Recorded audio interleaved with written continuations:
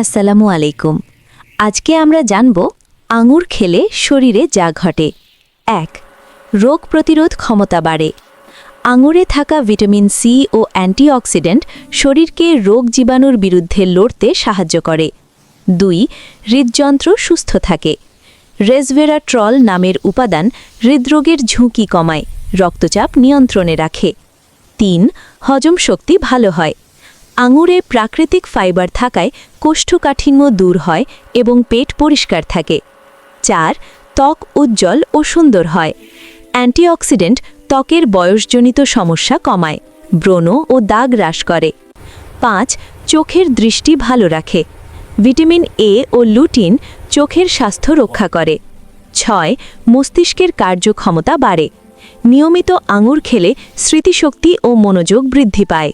৭. রক্ত পরিষ্কার করে। আঙুর রক্তে খারাপ কোলেস্টেরল কমাতে সাহায্য করে। ৮. শরীরকে শক্তি যোগায়।